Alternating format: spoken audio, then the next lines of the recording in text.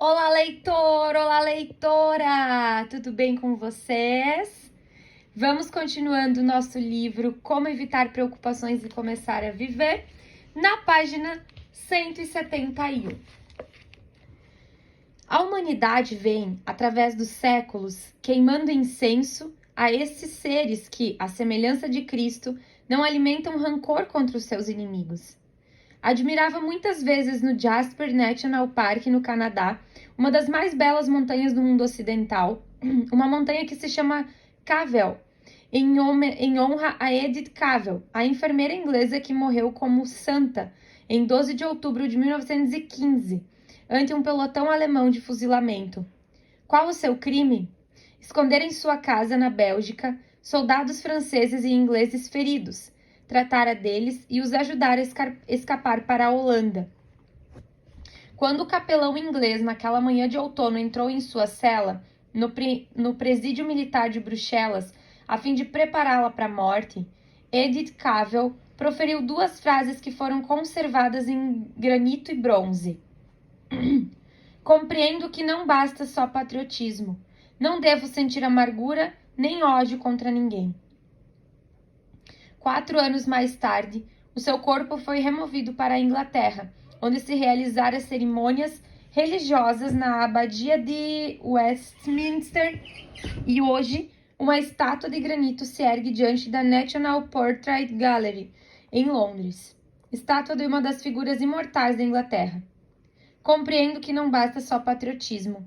Não devo sentir amargura nem ódio contra ninguém. Um meio seguro para perdoar nossos inimigos, esquecê-los, é dedicar-nos a alguma coisa infinitamente maior do que nós mesmos. Então, os insultos e as inimizades com que deparamos não terão importância, pois estaremos alheios a tudo que não seja a nossa causa. Como exemplo, tomemos um acontecimento extremamente dramático que estava a ponto de se verificar nos Pinheirais de Mississippi em 1918. Um linchamento. Lawrence Jones, professor e pregador negro, estava na iminência de ser linchado.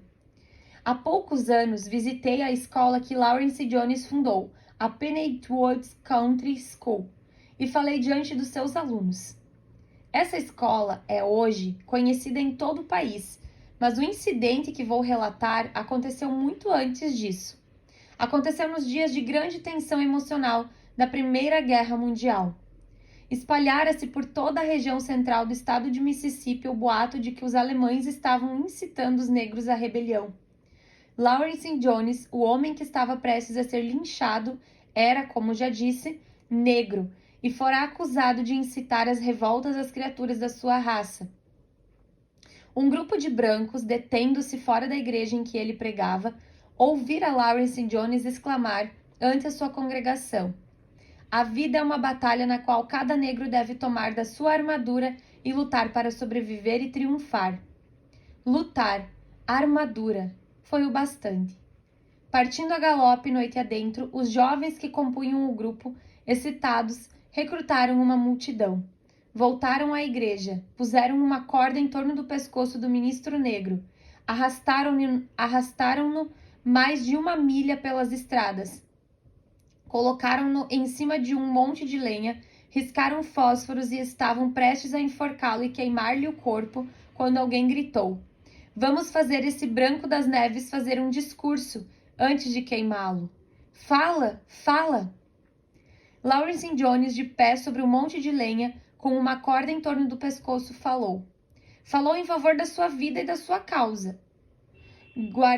Graduara-se pela Universidade de Iowa em 1907.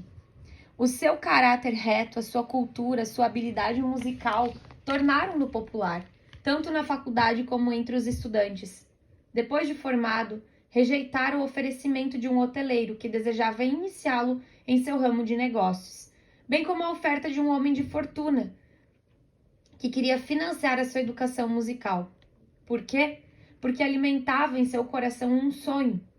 Ao ler a história de Booker Washington, sentira-se inspirado, resolvendo dedicar a própria vida ao ensino dos membros paupérrimos, analfabetos da raça a que pertencia.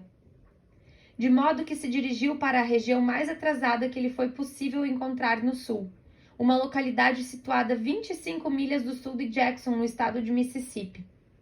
Empenhando o seu relógio por $1,65, iniciou a sua escola, em pleno bosque dos pinheiros, tendo como mesa um tronco de árvore. Lawrence Jones contou àqueles homens furiosos, que aguardavam apenas o momento de linchá-lo, a luta que travava para educar rapazes e moças analfabetos, a fim de que se tornassem bons agricultores, mecânicos, cozinheiros, donas de casa. Falou-lhes dos brancos que o auxiliaram em sua luta para criar a Penny Woods Country School. Homens brancos que, para que ele pudesse levar avante o seu trabalho educacional, lhe haviam dado terras, lenha, porcos, vacas e dinheiro. Quando perguntaram depois a Lawrence Jones se ele não odiava os homens que o arrastaram pela estrada para enforcá-lo, respondeu que estava muito ocupado com a sua causa para ter tempo de odiar, muito absorvido em algo maior do que ele mesmo. Não tenho tempo para brigas nem para lamentações, disse ele. Nenhum homem pode me obrigar a descer tanto a ponto de odiá-lo. Enquanto Lawrence Jones falava com sincera e comovente eloquência, não em defesa própria, mas da sua causa, a multidão começou a acalmar-se. Finalmente, um velho veterano confederado que se achava entre a multidão disse: penso que o rapaz está dizendo a verdade. Conheço os brancos cujos nomes ele citou. Ele vem realizando um belo trabalho. Cometemos um erro. Em lugar de enforcá-lo, devemos auxiliá-lo. E o veterano confederado passou o chapéu em meio da multidão e arrecadou $52,40 dos próprios homens que se tinham reunido para enforcar o fundador da Penny Woods Country School. O homem que disse: não tenho tempo para brigas nem para lamentações, e nenhum homem pode obrigar-me a descer tanto a ponto de odiá-lo. Epicteto, há 19 séculos, afirmou que nós todos colhemos o que semeamos, e que desta ou daquela maneira, o destino quase sempre nos obriga a pagar pelas nossas más ações. Na verdade, é bíblico, né? Aquilo que plantares também assim colherás. Mais cedo ou mais tarde, disse Epicteto, todo homem tem de pagar pelos seus erros. Quem se lembra disso não se zangará com ninguém, não se indignará com ninguém, não se procurará desforrar-se de ninguém, não censurará ninguém, não ofenderá ninguém e não odiará ninguém. É provável que nenhum outro homem na história dos Estados Unidos tenha sido tão denunciado, tão odiado e traído como Lincoln. Não obstante, Lincoln, segundo a biografia de Hampton, jamais julgou os homens pela simpatia ou antipatia que lhe causavam. Se algo tinha de ser feito, compreendia que um inimigo seu poderia fazê-lo tão bem como qualquer outra pessoa. Se alguém que o havia atacado ou tratado com animosidade era a pessoa mais bem indicada para o lugar, Lincoln lhe dava o lugar, como teria feito se tratasse de um amigo. Não creio que ele tenha jamais afastado uma pessoa das suas funções por ser essa pessoa seu inimigo ou por não gostar dela. Lincoln foi acusado e insultado por alguns dos próprios homens que havia designado por altos cargos no governo. Homens como McLean, Seward, Stanton e Chase. Contudo, Lincoln acreditava, segundo Hindon, que foi o seu sócio em advocacia, que nenhum homem deve ser elogiado pelo que fez, nem censurado pelo que fez ou deixa de fazer, porque todos nós somos filhos das condições, das circunstâncias, do meio, da educação, dos hábitos adquiridos e da hereditariedade, que moldam os homens como são e serão sempre. Talvez Lincoln tivesse razão. Você e eu herdamos as mesmas características físicas, mentais e emocionais que os nossos inimigos herdaram. E, se a vida houvesse feito conosco o que fez com eles, talvez agíssemos exatamente como eles agem. Não nos seria possível agir de outra maneira. Sejamos suficientemente caridosos para repetir a prece dos índios Sioux. Ó grande Espírito, impeça-nos de julgar e criticar um homem sem antes caminharmos com os seus sapatos durante 2 semanas. De modo que, ao invés de odiar os nossos inimigos, tenhamos piedade deles e demos graças a Deus por não ter a vida feita de nós o que eles são. Em lugar de amontoar condenações e vinganças contra os nossos inimigos, demonstrar-lhes a nossa compreensão, a nossa simpatia, o nosso auxílio, o nosso perdão e as nossas preces. Fui criado no seio de uma família habituada a ler a Sagrada Escritura ou a repetir um versículo da Bíblia todas as noites para depois ajoelhar e rezar as preces da família. Posso ainda ouvir meu pai, numa casa de fazenda solitária em Missouri, repetir essas palavras de Jesus. Palavras que continuarão a ser repetidas enquanto o homem nutrir os seus ideais. Amai a vossos inimigos, abençoai aqueles que vos amaldiçoam, fazei bem aos que vos têm ódio e orai pelos que vos perseguem e caluniam. Meu pai procurou viver segundo essas palavras de Jesus, e elas lhe deram uma paz interior que muitos capitães e muitos reis da terra procuravam frequentemente em vão. Para cultivar uma atitude mental que traga paz e felicidade, lembre-se do que o princípio 2 é. Não procuremos nunca desforrar-nos dos nossos inimigos, porque se o fizermos, nos feriremos mais a nós mesmos do que a eles. Façamos o que o general Eisenhower fez. Não desperdicemos um minuto sequer falando das pessoas que não nos agradam. Se você fizer isso, jamais se preocupará com a ingratidão. Encontrei recentemente no Texas um homem de negócios enfurecido de indignação. Advertiram-me de que ele me falaria do seu caso 15 minutos depois de nos termos conhecido. E falou. O incidente que o deixara furioso ocorrera 11 meses antes, mas ele ainda bufava de indignação. Não podia falar de outra coisa. No Natal anterior, dera aos seus 34 empregados como gratificação de fim de ano $10.000, cerca de $300 a cada um. Nenhum deles se dignara agradecer-lhe. Lamento muito todos os níqueis que já lhes dei, queixou-se ele. Um homem zangado, disse Confúcio, está sempre cheio de veneno. Esse homem a que me refiro estava tão cheio de veneno que eu sinceramente tive pena dele. Tinha cerca de 60 anos. Ora, as companhias de seguros de vida calculam que, em média, vivemos apenas um pouco mais do que 2/3 de diferença entre a nossa idade atual e os 80 anos. De modo que esse homem, se tivesse sorte, provavelmente disporia de mais 14 ou 15 anos de vida. Não obstante, já havia desperdiçado em amarguras e ressentimentos, por causa de algo irremediavelmente já passado, quase um ano inteiro dos poucos anos que ainda lhe restam para viver. Tive pena dele. Em lugar de debater-se em ressentimentos e autopiedade, você deveria ter se perguntado por que motivo o seu gesto não fora apreciado. Talvez pagasse mal aos seus empregados e os sobrecarregasse de trabalho. Talvez eles não considerassem uma gratificação do Natal como presente, mas como algo que havia ganho. Talvez ele próprio fosse tão propenso à crítica e inabordável que ninguém se atrevera a agradecer-lhe, ou não se importavam com isso. Talvez tivesse pensado que ele lhes dera a gratificação porque aquele dinheiro seria gasto de qualquer maneira em impostos. Por outro lado, talvez os empregados fossem egoístas, mesquinhos e mal educados. Talvez isso, talvez aquilo. Sei tanto quanto você a respeito desse homem. Mas sei também o que o Dr. Samuel Johnson disse. A gratidão é fruto de grande cultivo. Você não a encontrará em meio de gente grosseira. Eis o ponto a que estou querendo chegar.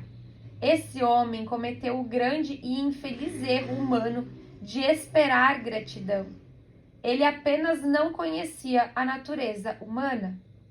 Se você salvasse a vida de um homem, esperaria que ele ficasse grato?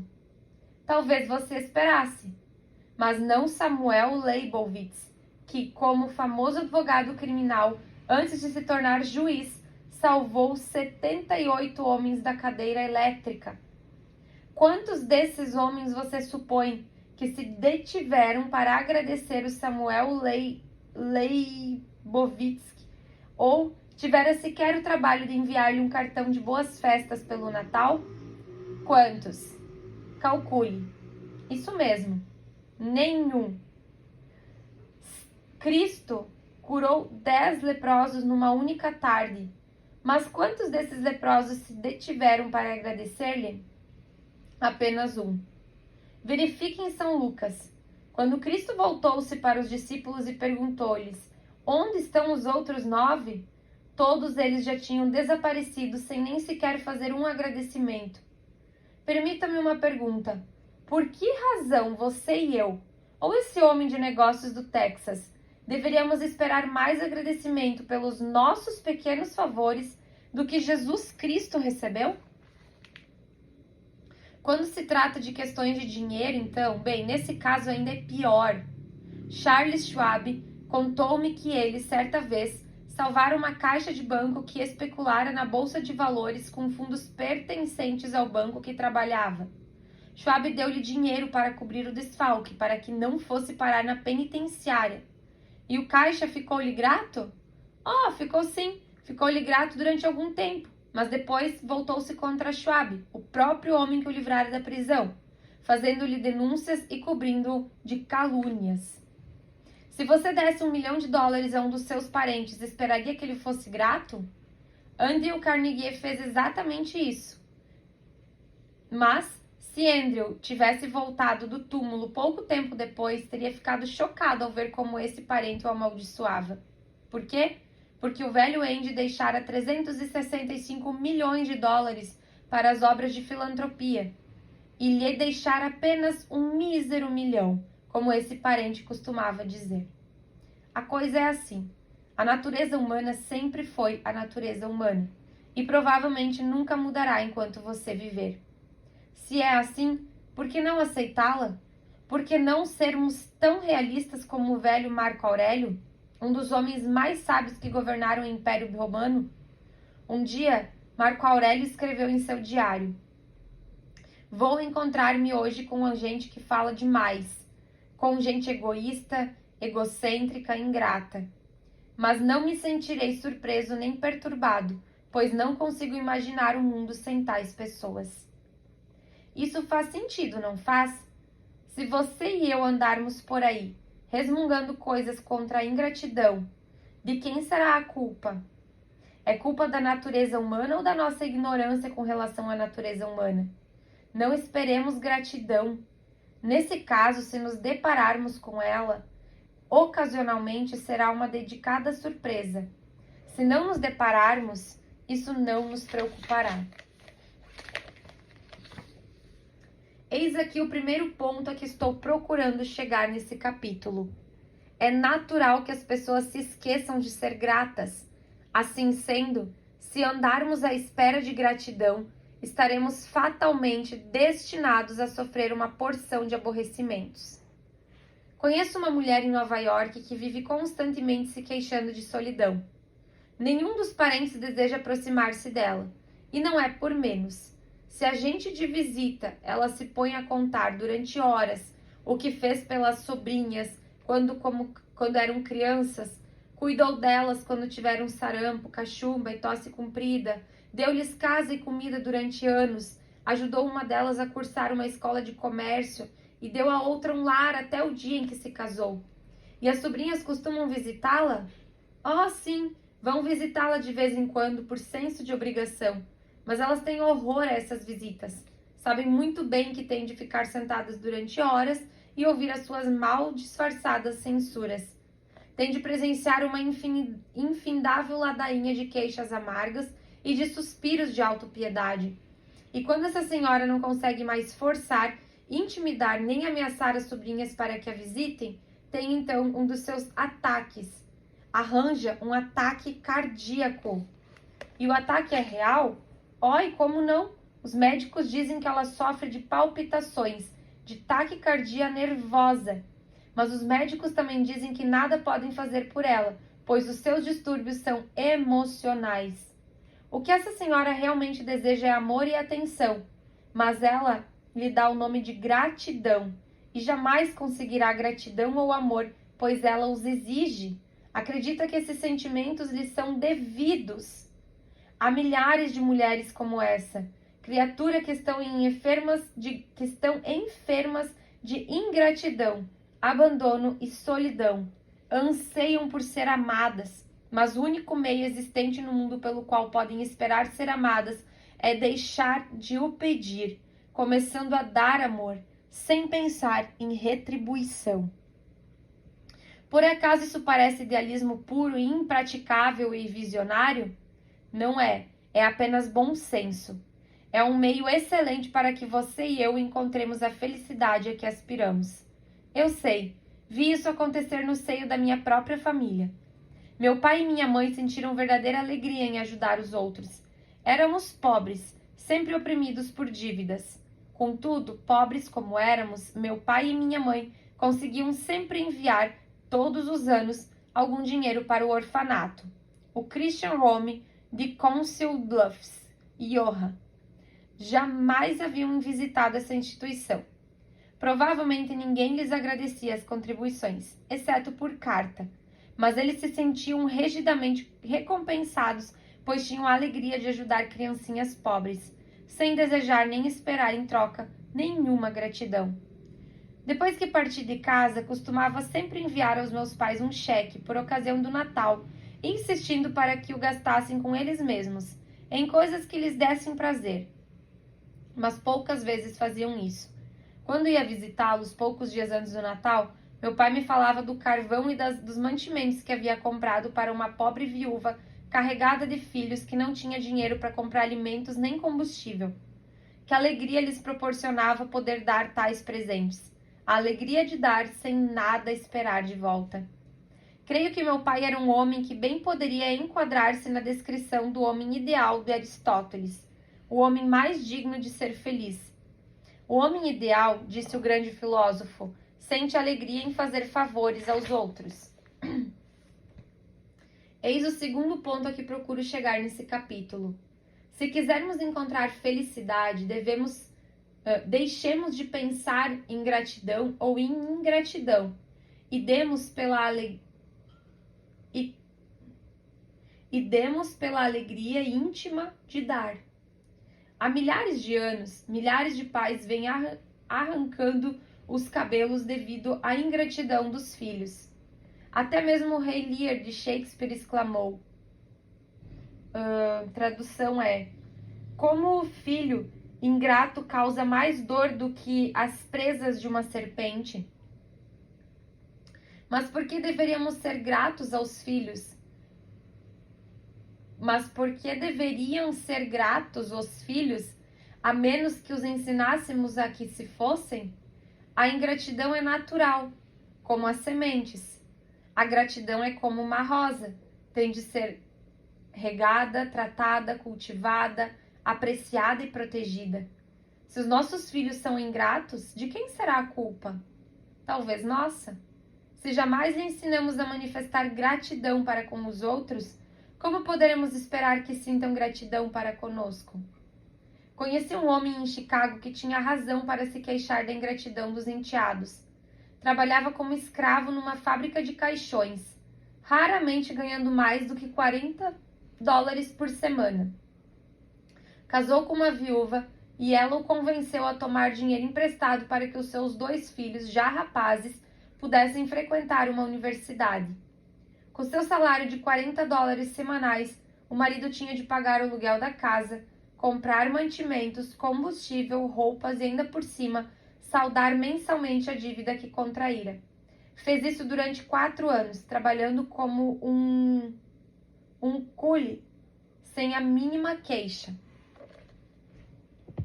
Agradeceram-lhe por todo esse sacrifício? De modo algum.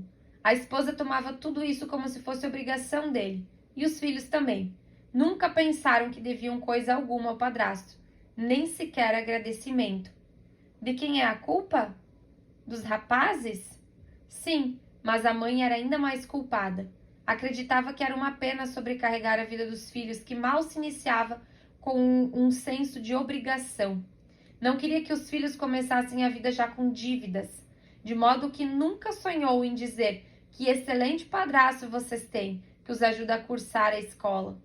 Em lugar disso, adotava uma atitude assim de quem dizia: isso é o mínimo que ele pode fazer.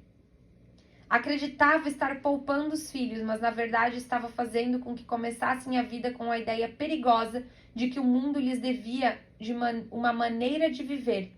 E foi uma ideia perigosa, pois um dos filhos tentou conseguir dinheiro do patrão e acabou na cadeia.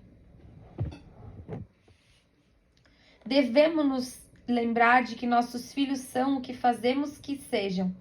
A irmã da minha mãe, por exemplo, Viola Alexander, de Minneapolis, é um excelente exemplo de mulher que nunca teve motivo para se queixar de ingratidão dos filhos. Quando eu era menino, tia Viola, não sei, levou a mãe para sua casa, a fim de amar e cuidar dela, e fez o mesmo com a mãe do marido. Posso ainda fechar os olhos e ver as duas senhoras idosas sentadas juntas à lareira na fazenda da tia Viola. Será que essas senhoras amolavam tia Viola? Frequentemente, creio eu. Mas ninguém poderia suspeitá-lo pela atitude. Ela amava aquelas duas senhoras idosas do modo que as mimava, agradava a elas, fazia com que se sentissem em suas próprias casas. Além disso, tia Viola tinha 6 filhos, mas nunca lhe passou pela cabeça que estivesse fazendo algo especialmente nobre, ou que merecesse qualquer halo de santidade por receber essas senhoras em sua casa. Para ela, isso era natural, algo que deveria fazer, pois desejava fazer aquilo. Que foi feito de tia Viola? Bem, está viúva há 20 anos e tem 5 filhos já adultos, 5 casas diferentes, todos eles reclamando a sua presença, querendo que ela vá viver em suas casas. Os filhos adoram-na, jamais se cansam dela. Agem assim por gratidão? Talvez. É amor, puro amor. Durante a infância, os seus filhos estiveram cercados por uma atmosfera de cálida e radiante bondade humana. É de se estranhar, acaso, que agora que a situação mudou, eles lhe retribuíssem com amor? Lembro-me, pois, de que, para criar filhos que nos sejam gratos, devemos ser gratos. Lembremos-nos de que as crianças têm orelhas grandes e tenhamos cuidado com o que dizemos. A próxima vez, por exemplo, que quisermos menosprezar a gentileza de alguém em presença de nossos filhos, devemos calar-nos. Não devemos nunca dizer: veja esses panos de prato que a prima Sue nos mandou como presente de Natal, ela própria os fez, não lhe custaram 1 centavo. O comentário pode parecer-nos trivial, mas as crianças estão ouvindo. Em lugar disso, seria melhor dizer: quantas horas a prima Sue deve ter gasto fazendo esse pano de prato? Como foi amável! Vamos escrever-lhe um bilhete de agradecimento. E desse modo, os nossos filhos vão inconscientemente adquirindo o hábito de apreciação e do reconhecimento.